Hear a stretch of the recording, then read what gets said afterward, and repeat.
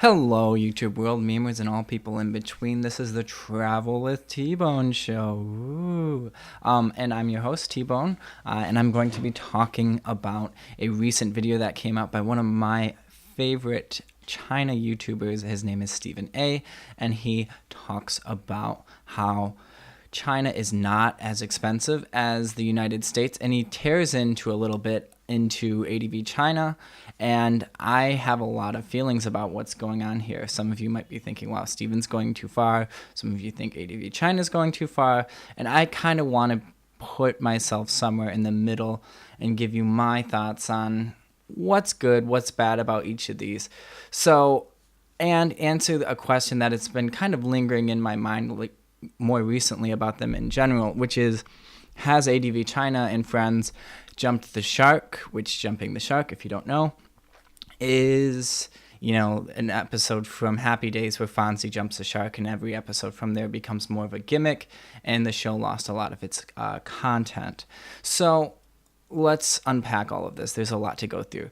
So Steven Ayy made a response to Serpent and Lawa86 talking about how China is more expensive than the United States. I've been in China for about 2 years, going on 3 now, and this is what I agree with Steven the most. Most foreigners aren't going to buy a house, and part of the reason for that is to buy a house, you have to be registered through a system called the hukou system in China. So to own property, foreigners can't really do that. I think there's ways with like a green card, but I've never met anyone with a green card. I've had hearsay about people who've met people who've had a green card, but I've never seen it.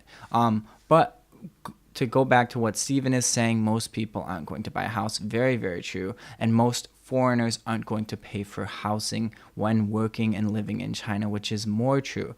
I've lived and worked in Jiaxing, I lived in Dalian, and now I'm here in Guangzhou, and I pay $0 in Guangzhou because the school pays for it. In Jiaxing, I paid $0 as well, and the most I paid for in Dalian when I was working at my old college was 200 RMB, which is about $30 a month for rent.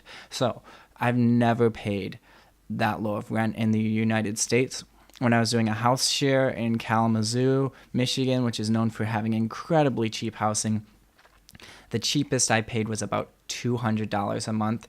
So yeah, there's no way that your housing bills are ever going to be higher than the stuff in the United States for the next year or two, like, for sure. Unless like just shit hits the fan, there's no possible way that you're going to be paying more for housing in China than in the United States. Next, Steven talks about how food is cheap and how Western food isn't. Yes, this is pretty common, and I agree a lot with what he's saying. Some items, such as cheese or other foods that need to be imported, drive the price way up. So if you're going to eat Western style food, surprise, surprise, it's going to be more expensive because the ingredients aren't readily available in China. Well, if you eat local Chinese food, it can be pretty good. Some of it can be bad. I do agree that some of it can be bad, but overall, it's pretty cheap, and there are healthy options that can be found. You have to look for it in your area, and I've lived in tier 3 cities. I'm in Guangzhou now, right? You can easily find it in Guangzhou. You can find it in a tier 3 city, whether it's like a vegetarian restaurant that's ran by some Buddhists, that's like 20 RMB. That's what, like $3 for an all-you-can-eat vegetarian buffet. And there's like 3 or 4 of them when I was back in Foshan City. So yeah, finding cheap food options that are healthy, it's pretty easy. What I'm going to also agree with Steven is that the videos that ADV China are kind of niche now.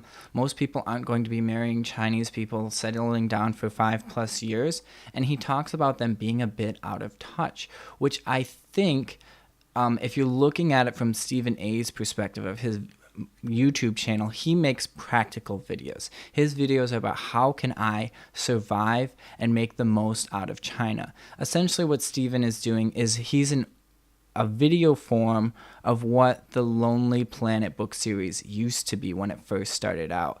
If you listen to like a podcast about like the history of Lonely Planet, they were just a married couple traveling across the world, making notes and passing it on to other people, like where to get a driver's license, a real one, a fake one, where to like get things that you probably should or should not have, all sorts of stuff like that. And Steven is definitely that sort of practical, very, very useful and very, very applicable channel that should be considered when going to China, because he'll make your survival a lot easier because he's giving you real advice and real truths.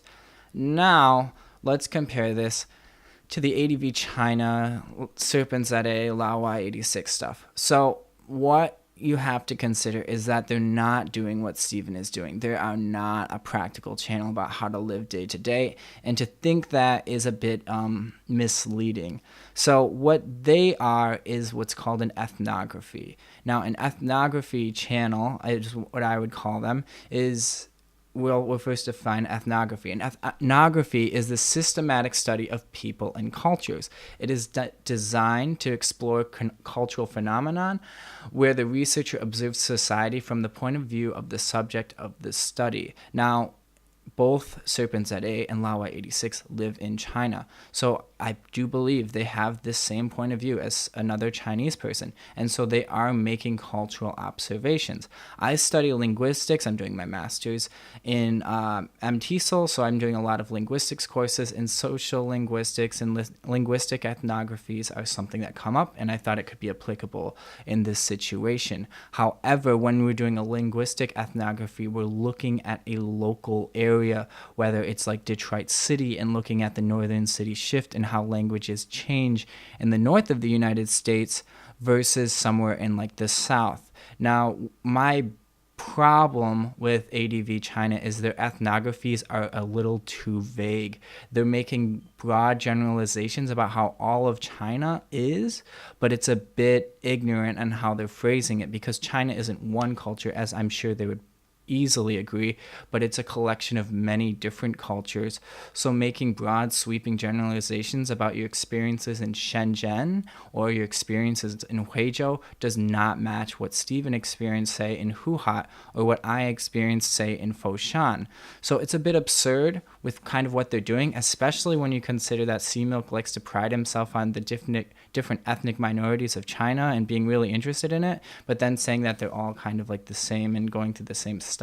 So it's a bit of a contradiction, and it's kind of it's been bugging me, and it's something I thought I should say. So what I do think, though, that ADV China does get right is getting a car in China is a hassle. At least from my experiences of living in Foshan, it's a pain. You have to get license plates. It's a long time. It's a lot of money. I do agree that the prices of things in China are going up.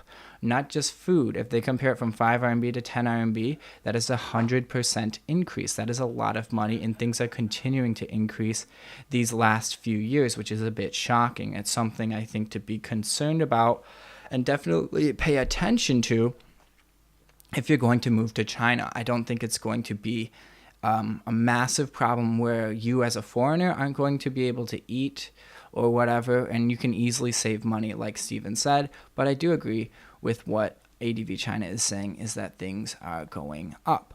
So now let's bounce back to Steven for a little bit and see where I disagree. I think Steven is saying that working for a Chinese company is a collective sense, and it's always been a part of China. I think the idea of group mentality is very strong in China, but I also think it's very strong in many different cultures.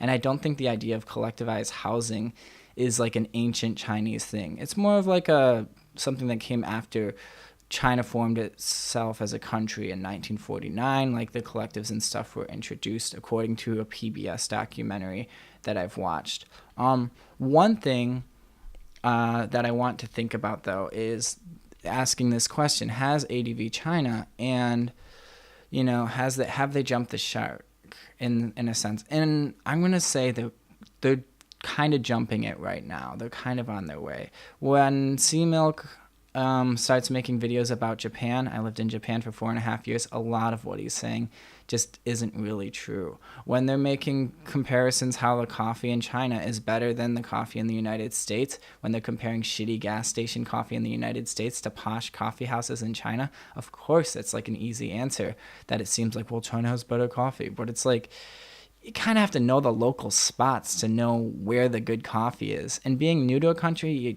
generally don't. And I really would have a hard time saying, my road trip experience is where all of the best food is.